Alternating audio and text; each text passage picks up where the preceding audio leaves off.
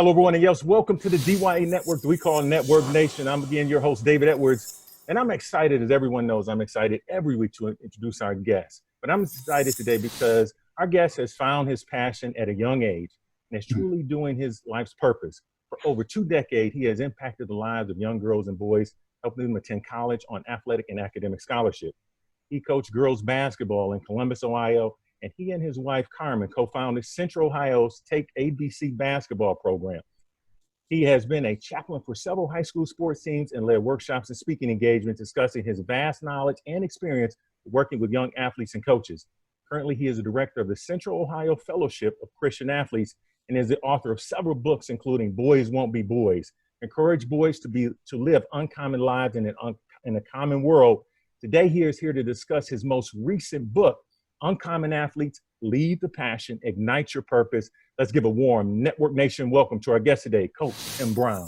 Coach Brown, welcome, Mr. Brown. Welcome to our show today. Thank you. Thank you. Boy, you are fired up. That was quite an introduction there. Yeah, and it is. I want to be on it. We all want to be on Common. We're going to dig deep into that because if anyone's listening to any of our shows, I always use this analogy with us. I said, I'd rather have pigeons than eagles.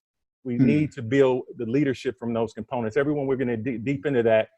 Now, Coach has done a number of different books, Coach Brown. We're going to touch base on Uncommon Athlete, but I highly recommend you coaches that have emailed me and talked to me. This is a great book, you parents too, as well as the other books on his site. Coach, I always start with this. I always go to a backstory, but I'm going to put a little spin on your backstory. Okay. Because I see when you got involved, you didn't play sports, but you got involved with almost like an athletic trainer. Yeah. Also like coach, understanding the coach's concept and philosophy and getting to know the athletes when they were injured. Kind of walk us through that, what you were doing when you were young. Yeah, I received, always had love for sports. And I received 10 varsity letters in sports in high school. And they all were for being the manager. Okay. Basically, I went from sport to sport, but I took it to a different level. Instead of just being your typical manager on the sideline, I learned how to be an athlete. I learned how to tape ankles.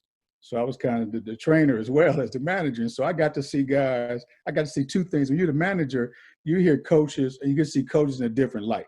Mm-hmm. You really get to see how coaches really think about guys and how much they care about their players. Because, especially in football, you got these hard football coaches. They can't show any emotion. Yeah. But I've seen them. I remember my football coach, I watched him break down and cry after a game, not in front of the players, but because the loss hurt him so much. And it wasn't just because of him, it was for the players, Okay. And then being a trainer, I got to work with young athletes when they couldn't play. So they're in the training room, we're having these conversations, and the world is kind of, the world with sports was playing, and now they can't play. So I really got a chance to get into their world and to talk to them. So I really believe that prepared me for what I do today in working with athletes and coaches, those experiences. What's interesting is that I have a friend that has his podcast. He's out of the UK. Is his Join Up Docs. He deals with entrepreneurial, and he talks about the dots in our lives connect. He's talking about what Bill Gates talked about in our journey, and it's interesting how yours does. But let me ask you this. You went into coaching. You and your wife did with AAU basketball. Out of what you were involved with at that level, what led you towards basketball with coaching? Yeah, I always have loved basketball. And I really paid attention in basketball, to those details. But really led us to the AAU basketball. We got married in 1984. And so when I came to Columbus, I'm from Cleveland. I went to school at East Cleveland Shaw High School. Okay. And so when I came to Columbus, I noticed there was no girls basketball, no AAU program for girls. And so we found our niche. So we got involved. And our whole goal was, and this is back in the 80s now, before women's basketball is what it is today. So really, we're trying to convince parents and kids that you can get a college scholarship by playing basketball. Mm-hmm. And so our first encounter with that was we had a young lady named Ruth Mountain. I was working at Central Community House, and this girl was a great basketball player at a rec center, but she never went to school. She literally dropped out of school. So me and my wife were thinking, oh, wait a minute, something's wrong with this picture. So we ended up moving her in. She lived with us her senior year in high school, and she went to Mifflin High School, and she ended up, long story short, she ended up playing college basketball at the University of Kentucky. Okay, that's how good this child was. But it was through that experience of, and we knew that AAU basketball would be that vehicle, to help young ladies get scholarships, just to expose them to different things. We got to travel. We got the opportunity to expose them to different things that get them out of that 6 blocks radius, so to speak, that we talk about in our neighborhoods. so they can see a different side and just put some hope in it. And that's really what Take ABC was all about. And I've coached too. My daughters, I have daughters, but I have a godson that played, and he was on one of our earlier episodes, and some experiences that he went through learning as well. But I think you hit a key there that, especially a lot of the younger coaches get involved, this is my perspective on this, is that when you get into coaching it, you got to understand why you're doing it. And just like when you got involved, it's to have an impact. We're going to get in that with being uncommon, because I'm a firm believer that we lead by example. And through us leading, they follow, and giving them opportunity to get exposure, because some kids, they don't get exposure, but it doesn't mean they're not better. Now I'm going to go to some here as I transition, because I read about you being the hype man. The hype man. Kind of tell her, I'm gonna let you explain the acronym with that, because I know it's phenomenal. I love it. So everybody listen up to Coach Brown, the hype man, as he promotes and motivates young people. Well, you go to a concert and you got the opening act, before the main act comes in. That person gets the crowd all hyped up, gets some bread, and that's their job. So hype for me is helping young people excel. That's my job, is to get them hyped up. You hang around me long enough, I can convince you to do something. I can convince you to do something if you hang around long enough, and that something is something positive.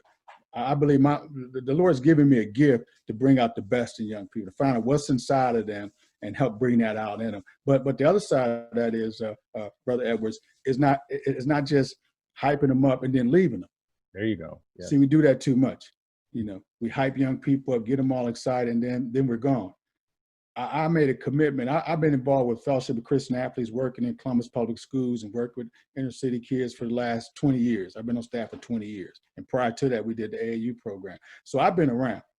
I've been around. And kids they know where to find me. My phone number hasn't changed. I'm in the same house. And when they see me, they say, Mr. Brown, you still at these schools? You still doing? Yes, I am. I didn't just get you hyped up just to get you hyped up. The other thing about that, David, as well, is that I hold young people accountable. I hold them accountable. I taught fifth grade boys for 6 years. And I tell those boys, that's why I kind of wrote the book about boys won't be boys. I tell those boys, I'm your teacher for life. I'm your teacher. Like, you ain't go out here and embarrass me. Ain't nobody gonna say that, well, what Mr. Brown teach him? He can't read, he don't understand how to be no, you ain't gonna say that, because we had these conversations over and over again. And I'm gonna continue to hold you accountable. And that is key too, because I know the accountability is it. And I know you talked about in your book, completion, right? Starting something, completing it. But I want to back up to it too, with your ID moment that you had with your teacher in school, because there's young athletes that are listening and they're like, well, as we get into the book, this is going to make sense to some of those that I know that I've talked to. Some of them are even in college, some things we've had some talks about yesterday, right? But the thing is that I want you to kind of, that moment what you had with that teacher, how it kind of opened you up to realize a direction of taking and what responsibility is. Yeah, that what you're referring to, the young man who's in charge of that ID movement, he was in my class in fifth grade. I was his teacher. Okay. Now he's Dr. John Tyus. Shows you how this thing goes full circle. But anyway, he interviewed me about my ID moment. Mine was growing up without my dad, not knowing who my biological father is. So I never saw a man in a positive light, so to speak. But there was my sixth grade teacher, Mr. Clayton Burrows. I remember this day when he walked in that room. It was January, of our sixth grade year. We had run Mr. Fonte of the team. We had ran him out the room. He didn't come back.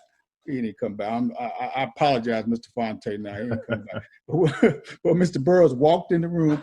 I saw a man. I said, I want to be just like him. And the reason for that, brother, is because Mr. Burrows had expectations. He expected us to be great. He would not settle for C's and D's. Everybody was getting A's and B's. And I brought into that. Man, I said, this is what I want to do. This is what I want to be. And he drove this green Cougar. It's a nice, sharp car. He was fresh out of Wilberforce University, young brother. He was on fire. He was going to change the world. And I believe that, too, because he sure changed me. But every day I walked down the street to Chambers Elementary School. When I saw that green Cougar, I said, it's going to be a great day because Mr. Burrows is here. Go ahead. No, go ahead. No, that's because my father, I don't know if you read my background, but it's similar because my father was in education for 30 years. Right. And I see where your kids also were involved with sports and is in coaching and the educational end of it too. And I know one thing that when he asked me to come back to help him with coaching, it was I was busy with traveling with what I'd done for a living.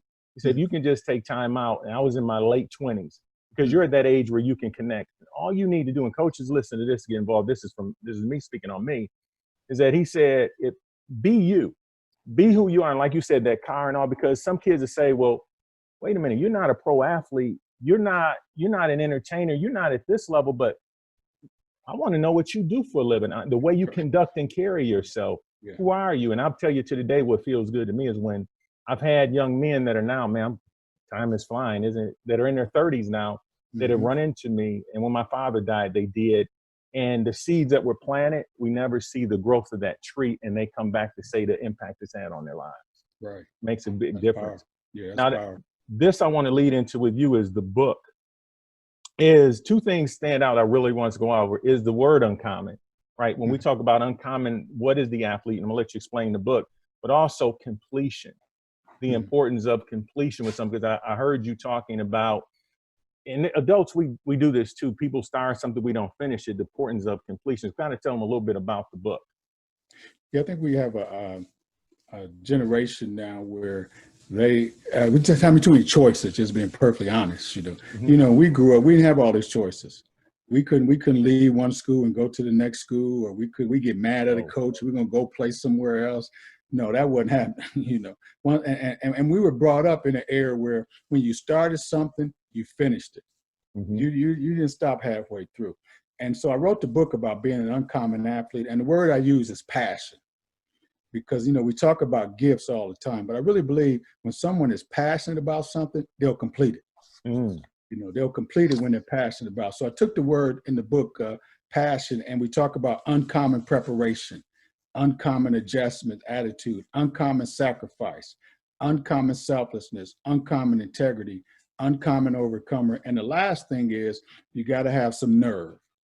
You got to have some nerve, because you look down the field there, and you got 40 guys on your football team. The other team got 80, and them big old guys. You got to have some nerve to think you can beat them. But Brother Edwards, you can't get there without going through all the other things. You got to be prepared. You got to be able to make those adjustments. You already made that sacrifice. You're selfless. You're a person of integrity, overcoming all those to get to that. So I wrote the book. My definition of uncommon athlete is one who will complete something because they have passion. And did you have, what was it, with the book, was it something, the voice, or was it over time?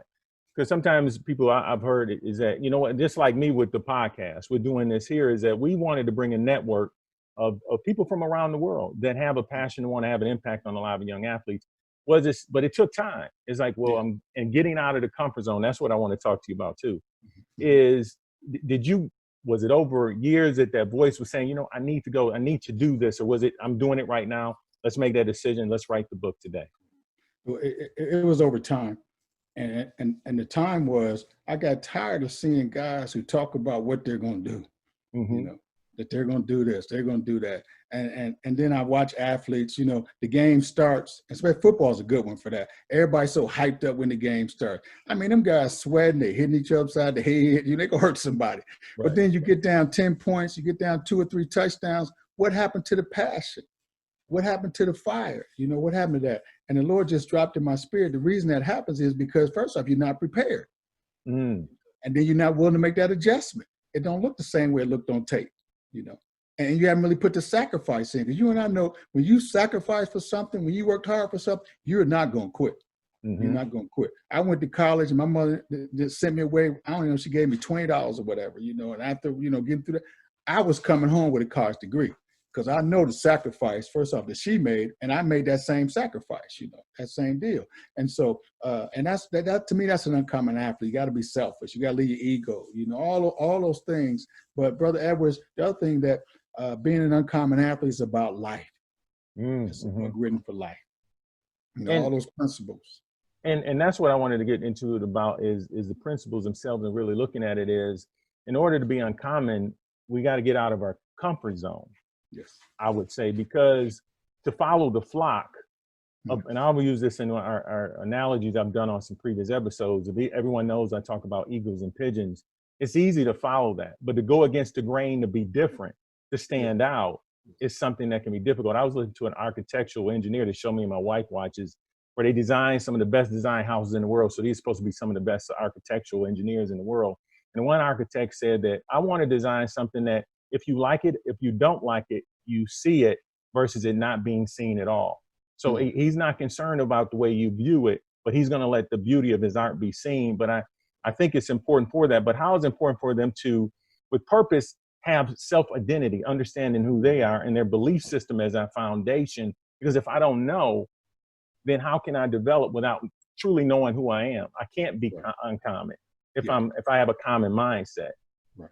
Yeah, and that's where it starts. It really starts, that last thing you said about, if you got a common mindset, you're just gonna be like everybody else. But if you're thinking a little different, think about the great athletes, there's something different about them, People say they're just wired differently, but that came over time. It just didn't happen. It just didn't happen. That came over time when they had that ID moment that we talk about, You guys had that moment in their life where they realized that, hey, I want something different. I want something better, And for me, it was just growing up, seeing the things that I saw, I recognized that there's something better out here, And I always have tried to put myself in a position to find that difference, My mother told me this: always do something when you're on the job, do something nobody else can do. And that way they're not going to fire you. Do it so well, that they need you, and that's that uncommon, Right. And, the way George Washington Carver put it this way, when you do things in a common way, when you do the common things in an uncommon way, you'll get the attention of the whole world. Now, what advice would you give to coaches because I think it's a responsibility of you getting the coaches to look at all of your athletes to build them to be uncommon. And by leading by example. Now, some are not going to go in that direction, but at least you can say, you know what, I led with this. And then you had the option with it. What advice would you give to coaches that, especially you dealt with those at the fifth grade level? If I'm a young coach and I'm listening and I'm wondering, well, what can I do now? I'm green, I'm learning. What are some things I can do to start to build that uncommon athlete? Yeah, I think the first thing you have to do is really be yourself. I think a lot of times you have young coaches who try to emulate others. They want to coach the way Coach Kyle coaches, and they want to coach the way other guys coach. You have to be yourself, and your coaching style is going to be based on your experiences, your life experiences. And kids want people that are authentic, that are real. So when you're coaching, you got to be real. You can't be one way today, another way tomorrow. Because they're reading you, and they're going to read you quick. I tell coaches all the time, they're going to read you quick. And the other thing that I share with young coaches, in particular, 4th, 5th grade, getting started out, always get you an old gray-haired guy sitting there with you. Don't bring your buddies with you. And if I can tell anything to a coach, particularly when I've been involved in FCA, I see high school young guys get jobs, head coaches, and they always bring their friends with them. Say, no, man, just bring one of them, but make sure you got an old gray-haired guy sitting next to you who's been that way before you, who has a lot more experience than you, who can kind of help you along the way. And plus, that person will give you more credibility. So I always tell young coaches, make sure you have somebody with you that has some experience, who's been there before, and that person will take you down an uncommon way. He won't take you the common way because he knows where that's going to lead. He's seen it. He'll take you an uncommon way. He'll say, no, well, let's do it. This is how we should do it, in an uncommon way. Well, you had a good point with that one too, because you do see it. You sometimes when coaches, they bring on their friends or those that might think they understand, but they haven't been entrenched into the game as long to learn. And that ties me to this with young athletes. And you talked about the friends that surround them as well. I think it's important with coaches and professional development as a coach and as a player. To how important is that? You had mentioned that in the book, Boys Won't Be Boys, about uncommon friends. Kind of talk about that, because I think that is awesome to talk about, because I really want to drill this home to athletes on how important it is who surrounds you from time to time. Not that you burn your bridge with friends, but it's important. Right. So, and that last thing you said, sometimes when you're trying to go to an uncommon direction, there's some friends you have to let go. That's just reality, But the first thing I talk about in the book, that friends are essential. They're not optional. You got to have friends, but you may not have a lot of them, And you and I know, as you get older, your friend circle gets smaller. But another thing, getting young athletes to know that friends aren't neutral. They're going to influence you one way or the other, Don't think you can hang around a guy and he's not working as hard or as committed as you are, and don't think that you're going to be able to continue on the path you're on. You know, those guys aren't neutral. That they're going to influence you one way or the other. And so you have to be careful in those guys you hang around with. You want to be around like-minded people. You know, when I see good athletes at high schools, I ask guys this question, man, why do you stay so focused? You know, with all this stuff going on around you. And he tell me point blank, Mr. Brown, it's the guys I hang around with who are going the same direction I'm going. You know, that there's nothing, and you can't get in that circle if you're not going that direction. And the sooner young people get on that track, the better off they'll be with their friends. And this reaching them, I think, and when they're young is important. 5th grade, how young would you say was the better age to reach them and when to reach them? As not just as a coach, this goes out to parents too, because when you look at the development of a young person, the impact that we can have, when we start to get to high school and then near the end of high school, there's so many pieces missed. Like with us, we talk about the development, and that's why our show is, it's this, we hear the cliche about developing the entire athlete on the field, off the field, but we can talk about physical development all day long, but we know our careers end. But we don't have those components when we transit. We see athletes going to college and pro that when they get done, no offense, some are lost because they've been just shuffled through the system. And when they get to a point, I've seen it with friends and colleagues that I've worked with where they're lost. They don't understand their true identity. How important is it at that young age? How young? Yeah, I think it's important. I would say I'm really big on delayed gratification. I'm really big on that because I think sometimes we hype a guy up too early, too soon. They're not ready for all that. Imagine the pressure that's put on young people today. You know, when you're a 3rd grade superstar, you know, you All-American and AAU All-American in 3rd, 4th grade, you know, and you got to keep trying to live up to that, you know, and it becomes difficult for them. So I would say this, first, a young man, young athletes, and this is for parents, first off, you got to develop to find out who that person is. You got to develop their character first. You know, you got to make sure that they have the right values, the right morals, because athletes, you know, sports do not develop character. It brings out the character, what's ever inside of you, you know. And so you have to begin that process when they're young, making sure the academics is solid, you know, making sure they're a good person first, and then find out, do they really want to do this? You know, do they really want to do this? Because sometimes I watch kindergarten football, 1st, 2nd grade tackle football, and you and I know football is not the kind of sport you're going to play that long. You know, you start that early, you ain't going to make it because folks howling at you and all that, you know, and a lot of time we're dealing with single mothers who they're not going to keep bringing their kid to that field if they start too young. You know, our son played football and we purposely didn't start him until he didn't play tackle football until 5th grade, 6th grade. And that was just to get him ready for middle school. And the other reason for that, brother, because you don't bring those bad habits with you, you know. All you know is the fundamentals at that middle school, elementary, whatever we're going to teach you at that level. So I think we have to, and it starts really young nowadays. You can't wait till they get to high school. So, and part of that's because of the things they've been exposed to in the world. You know, we got to combat all that at a young age. You know, when we're, as soon as our kids get married and have these grandbabies, I can't wait to practice all this on them, you know. but Dave, we're going to start young talking about that character, you know. We're going to start young talking about the values, the morals, you know, first, and then everything else will take care of itself. I tell people all the time that the talent will take you to a certain level. And you know, this character is what keeps you there. You know? It is. That's what keeps you there. You know, I talk about Juwan Howard in the book, you know, that Fab Five. He's the only one that got a championship ring, and that was with the Miami Heat, and that was late in his career. And he wasn't there to score all them buckets. He was there for being an example to LeBron, D-Wade, and those guys on how to be professionals, you know, how to talk, how to handle your business on, and most importantly, off the court. He was a character guy in the locker room. Vince half man, half amazing, man. Come on, man. Vince still around. You know? Vince can get a contract next year, man. But, I know it, and his knees and all is still. He's got a gift. We need to find out something. He's got the super peel going on. But I can tell you what he's got. He's got character. He does. And he's got character. They bring him around, and that's my biggest thing for young parents. You know, if you have a young athlete, work on that character first. You know, work on their academics and character. Take care of that. If you take care of that, everything else I believe will fall into place. And that starts young. And that's good because I'm glad you brought up Juwan Howard being here from Michigan and watching him grow and develop. and now he's coaching to mentor. Yeah. He's Yes. taking it to that next level. This is the last question I have for you, pride. Ooh. I know that's something my father used to, when we left the house, as the Edwards family, you represent this family, not just David. And that's something that I see with young athletes.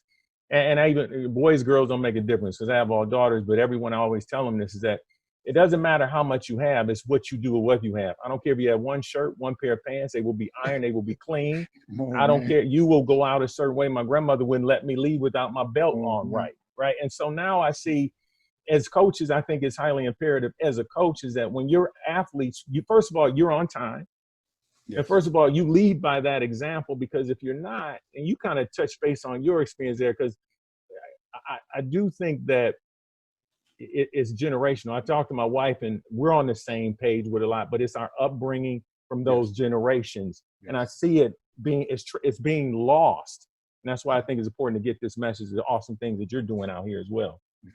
I talk about identity, how important that is, and even as an athlete, as a man, period, you got to protect your name, because like you said, if you're out there, when you were young, if you're out there doing something you shouldn't do, the first thing person would ask you, who's your people? That's right. It's who's your people. It ain't about you, it's who's your people. Because it's the people that they won't know who your people got you out here doing all this stuff, because you're too young to really know, but who's your people? And so I think we got to get back to that. But I see a generation now, I see it kind of flipping a little bit. I really do see a generation who understands that, who understand their history. See, that's one of the things. Guys think that that NBA players just start making millions of dollars or whatever just happened. No, there was some people before them, who didn't have those opportunities, So it becomes a pride thing, and you got to protect your name. And then other things, you have to add value to your name. I have two boys, we call ourselves, we're the Brown Nation. Our boys don't have to join anybody's gang. We got a gang right here. Me, TJ, and we got a gang right here. You ain't got anybody's gang. This is the Brown Nation. But I tell them, first, you got to protect the name. I got that. But you also have to add value to the name. Like I talk about this stuff, I was a manager, and all that kind of stuff in sports or whatever, coach. My son works in the NBA, he works for the Indiana Pacers, so he's just adding value to the name. And then the next generation, we're going to have a general manager, we're going to have a player, we're going to have some, because that's what we talk about, because these generations got to add. And that's what when we grew up, that was the whole thing, that the next generation would always be better.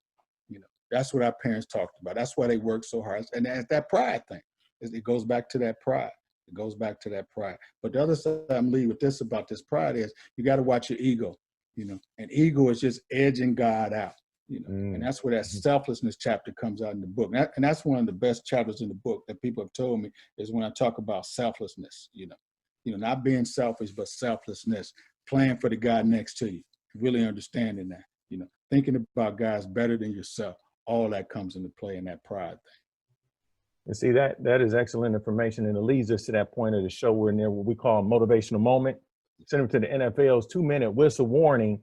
All right, imagine yourself at a sports banquet. You're talking to coaches, parents, and young athletes. If you could give one message to the entire audience or to one of those groups, what would it be? Would you imagine you're up at the mic ready to present? Congratulations and good luck. All right. Thank you. My message to parents and athletes would be a message of hope.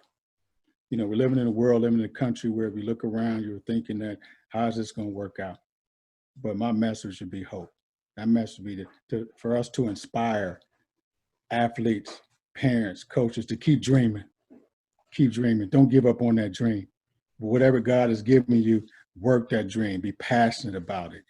Don't let anybody tell you what you can't do, because there's great opportunities for you. And so I want to encourage everyone who's listening to this, whatever level you're at,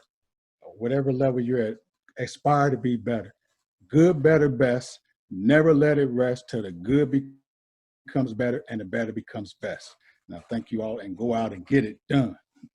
Well, now you talk about me. Now I'm motivated to get going there. That's an excellent motivational moment. How can our audience reach you? On what media platforms, social media platforms can they connect with you on? My website is CoachTimBrown.com. You can reach me on Facebook at Coach Brown. I'm also on Instagram, Coach Brown, and Twitter @Brown #Coach. I'm always at just that Coach Brown to get you wherever you need to get to. I'm there. And I have another book, like you said, The Boys Won't Be Boys, and that's Empowering Boys Live Uncommon in a Common World, and then Uncommon Athletes as well. So yeah, you can reach me at CoachTimBrown.com. And we'll have all the links on our sites, as well as the links for the books that you have out. Awesome, awesome information out there, especially the books. Everybody go out and get it, especially if you're coaching, you're a parent, everyone, because we want to help the athlete totally develop. Thanks for coming to the show today, Coach. All right. Thanks for the opportunity. Be blessed.